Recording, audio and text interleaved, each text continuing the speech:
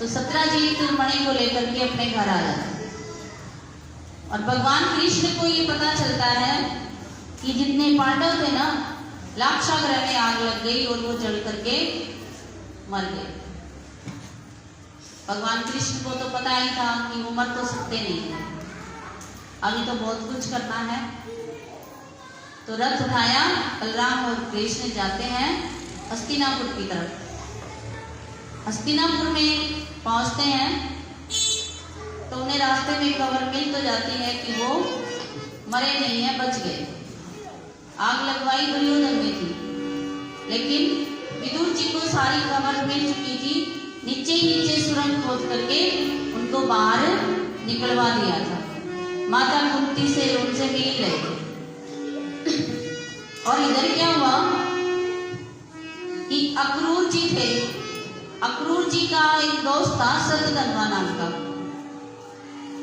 अक्रूर जी ने सतधन्वा से कहा कि जो ये सत्यभामा है ना, इसका पिता सत्यजीत है, वो तो अपनी बेटी का विवाह अपने साथ कर रहा था ना, उनके साथ बात चलाई होगी।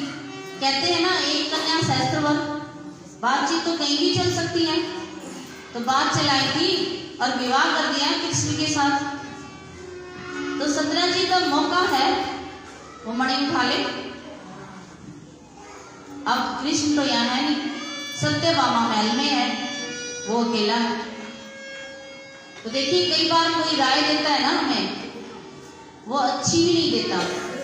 कोई जरूरी नहीं है सबकी राय माननी जरूरी है, आपको जो जचे वो करना चाहिए। सत्यजीत को इस बारे में ध्यान भी नहीं था, परंतु अक्रूर जी ने ध्यान करा दिया। अक्रूर जी कौन थे? कल की कथा में आए थे ना अक्रूर जी। अक्रूर जी गोपियों के पास संदेश लेकर के आए थे। नहीं, अक्रूर जी भगवान कृष्ण को लेने के लिए आए थे। उद्धव आए थे संदेश देने के लिए।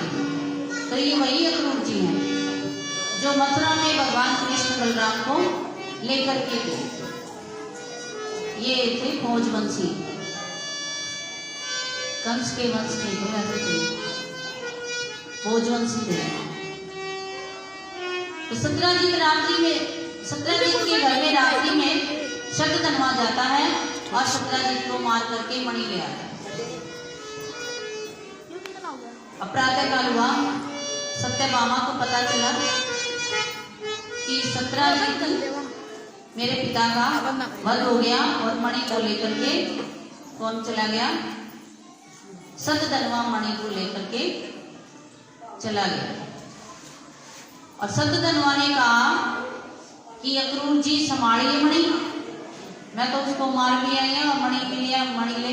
अक्रूर जी बोले, भाई मैंने नहीं चाहिए ये मणि।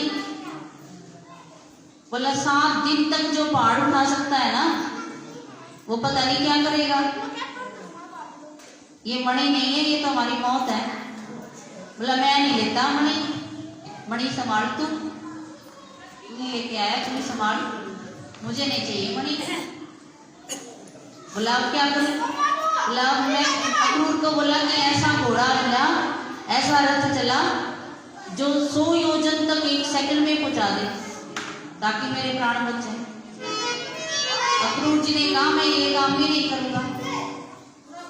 फिर उसने क्या किया, मणि तो अक्रूर जी को दे दी और खुद घोड़ा उठा के चल पड़ा वहां से तेज गति से।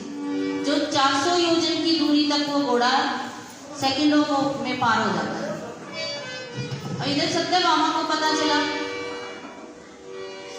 कि मेरा पिता नहीं है, तो खुद जाती है हस्तिनापुर में और भगवान कृष्ण को बताती है। तो कृष्ण और बलराम भी थोड़ा रोने का करते हैं कि तेरा पिता मारा गया, बड़े दुख की बात है, हम अभी उसको पकड़ते हैं।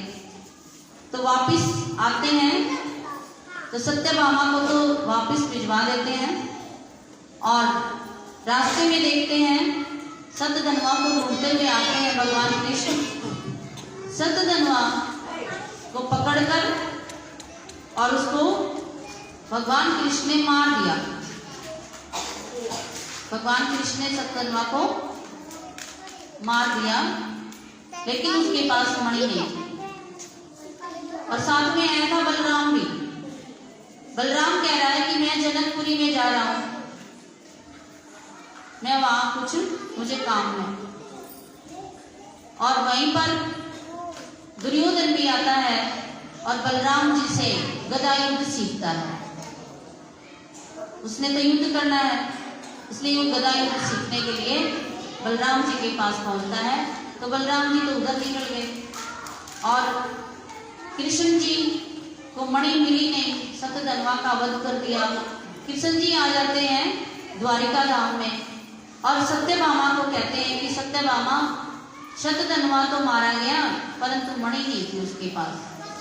अब सत्यभामा के मन में ये विचार आया कि साथ में बलराम नहीं आया, शायद मणि को बलराम ले गया।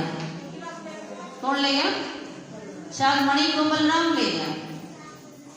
और इधर भगवान कृष्ण ने देखा कि अक्रूर जी काशी में गए हुए हैं। काशी में उससे जितना धन मिलता है ना, मणि से उससे हवन यज्ञ कर रहे हैं, ब्राह्मणों को दे रहे हैं। काफी दिन हो गए। तो वहां द्वारिका धाम में अकाल पड़ गया और भी समय पर वर्षा नहीं हुई, गाय समय पर दूध नहीं दे रही, कोई महामारी फैल गई।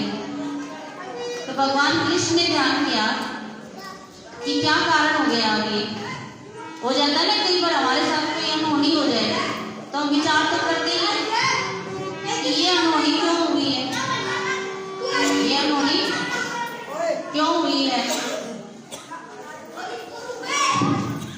सुखदेव जी से राजा परीक्षित पूछते हैं कि जहां भगवान स्वयं कृष्ण देवता